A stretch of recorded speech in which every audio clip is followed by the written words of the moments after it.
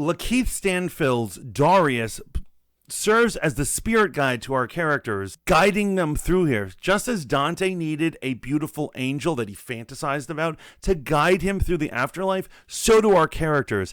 And it's down to Stanfield's character. Darius has no last name, no job, no family, no connections, and he doesn't even seem to have a place to live. He floats in and out, dropping wisdom and guiding these kids to enlightenment.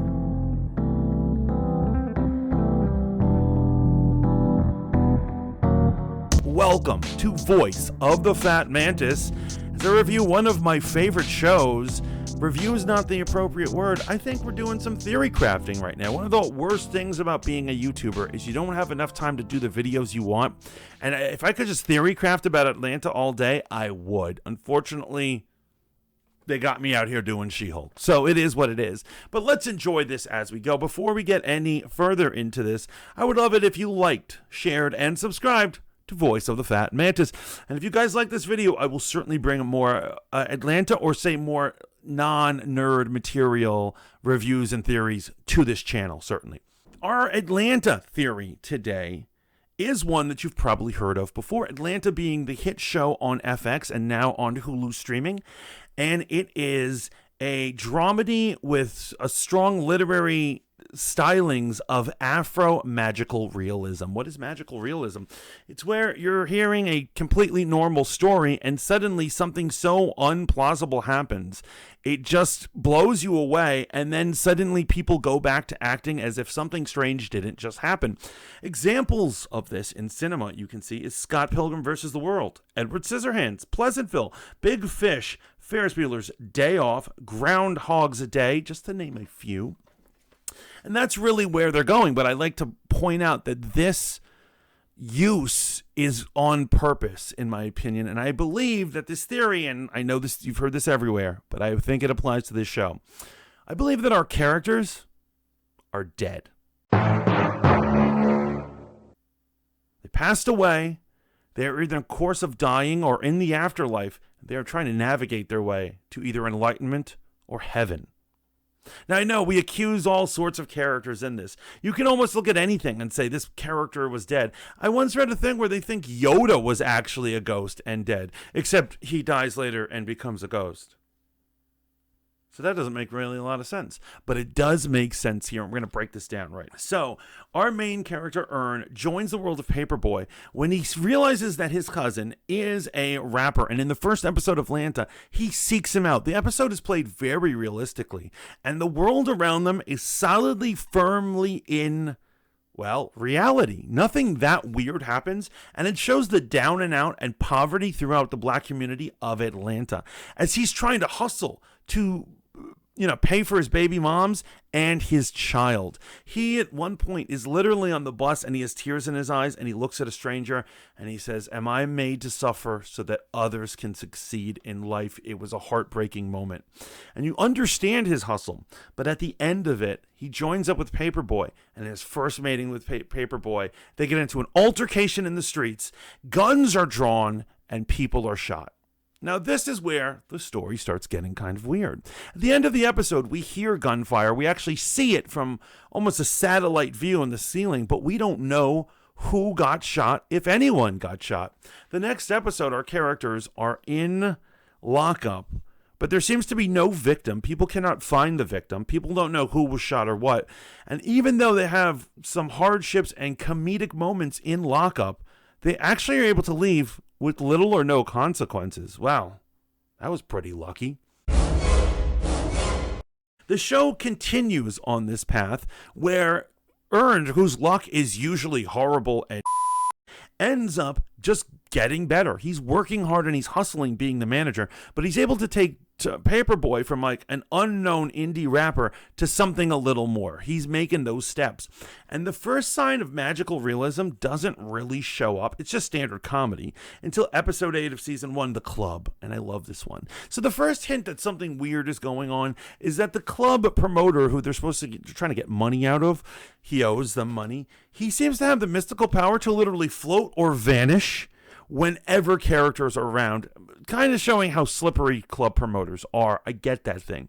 But there's a joke that a certain rapper in the club has an invisible car. We laugh. It's stupid. But then at the end of the episode, when guns are going off, and then we see him get into an invisible car floating in the air and drives off. And it's the first thing that you're like, what the hell is happening? What am I watching? Now, from there, the rest of the season continues to just be standard comedy. And then once we get into season 2, they hit us heavy with this magical realism stuff.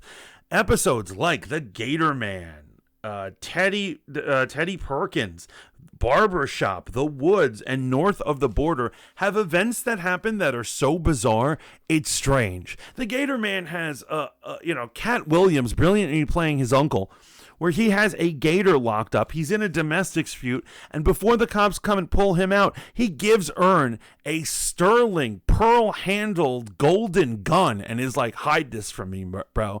It was just totally bizarre, and the show keeps getting weirder and weirder. But they're moving forward into a realm where things that just shouldn't be possible are actually happening. This could be chalked up to normal comedy routines. Once they hit season 3, their trip to Europe, things get utterly insane with a season opener where our man Ernst is able to psychically see the end of days for various children in a very famous case of child murder. However, in this particular case, the children were saved in this universe's version of it.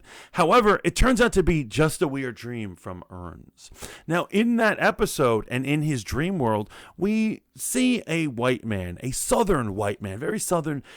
His friends call him a hillbilly, in fact, and he's fishing, and he seems to know things that other people don't. Like, he talks about the haunted lake and how the dead black children inside of it are pulling other blacks to the face of death. Later on in that episode, later on in that season, halfway through it, in the episode called The Big Payback, he appears again, this hillbilly, wise truth teller. And after dropping knowledge about the relationships between whites and blacks and their memory and understanding of slavery and what reparations are, he then casually walks to a swimming pool and executes himself. Didn't seem like he was at peace at all. And finally, in the final episode's closing scenes, we actually get the strangest, weirdest connect ever. The airline brings Ernst a bag that they claim he lost. He seemed to travel on to Europe at the same time as whoever was the bag holder and has the exact same name. Now, whether his phone number matches or not, we're not sure, but there's no address on it. He signs for the bag and he takes it. He seems to fit in all the clothes and everything seems to be great until they start to zero in on the picture of the person within it. And it is none other than our wise hillbilly, meaning that Ernst and him has the same last name. Creepy music ensues, and it felt like the end of, well, some sort of Halloween episode. It was bizarre. Not to mention that entire episode was bizarre. Tyree, or I'm probably mispronouncing it, it's French, is one where Zazie Beetz is able to literally change her character's life, become the girlfriend of Alexander Skarsgård, and hide in France, speaking a language she shouldn't know, and just live a glamorous life of a model. With little to no explanation. The French people are so fancy, they're literally eating fried hands, whatever that was about. It felt like you were literally sitting in the 9th circle of hell. I'd also like to point out in another episode called The New Jazz, our man Paperboy, brilliantly played by Tyree Henry, visits a bar that has all red lights. He has some sort of demon queen bring him there. It's incredibly hot and sweaty, and when he's there, he meets Liam Neeson. And you got to see the episode, but he says the darndest thing. It was the clearest metaphor for hell I've ever seen in my life. Now, moving along, these are all coincidences with no full thread of what's going on.